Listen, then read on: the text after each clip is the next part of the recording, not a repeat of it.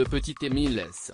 est toujours porté disparu, 5 jours après s'être envolé du jardin de ses grands-parents au Vernet, le 8 juillet 2023. Mort d'inquiétude, les membres de sa famille se sont tous retrouvés sur place. Le temps passe et la famille est toujours sans nouvelles. L'histoire du petit Émile S.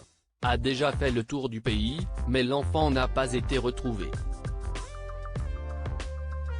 5 jours après avoir quitté le jardin de ses grands-parents, l'enfant que la police décrit comme débrouillard est toujours porté disparu. Alors que l'enquête est en cours, et que des recherches intensives sont menées un peu partout autour du Vernet, en Alpes de Haute-Provence, BFM TV s'est rendu au village de la Bouilladisse, dont le garçon est originaire, pour interroger les proches de la famille. Le jeudi 13 juillet 2023, une amie des grands-parents du petit Émile, 2 ans et demi, a accepté d'apporter son témoignage sur BFM TV. Ce sont des gens très bien, a-t-elle expliqué sans aucune hésitation. Une famille heureuse, sans soucis, sans problème, très aimante et très croyante. Si est une famille très unie, il n'y a pas de soucis.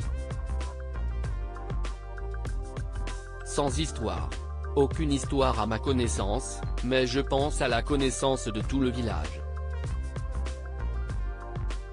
Ce sont des gens formidables, une famille unie. Non, ce n'est pas possible. Le petit Émile a disparu le samedi 8 juillet 2023, après avoir participé à une réunion de famille, en présence de ses cousines, ses cousins et ses tantes. Ses parents étaient repartis quand il s'est évaporé.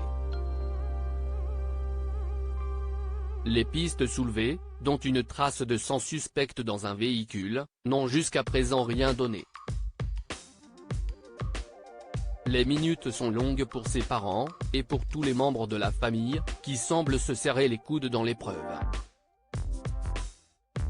Tout le monde est rassemblé dans cette maison, précise-t-on sur BFM TV. Hier, ils ont fait une soirée de prière dans la petite chapelle du Haut-Vernet avec tous les membres ressoudés de la famille. Un témoin, un riverain que nous avons pu interroger, raconte que tout le monde semblait soudé dans la religion et que le grand-père s'est effondré en larmes à l'issue de cet office, parce que c'est évidemment une épreuve très difficile. D'après nos informations, ils ont choisi de tous rester ensemble et de passer le week-end ensemble.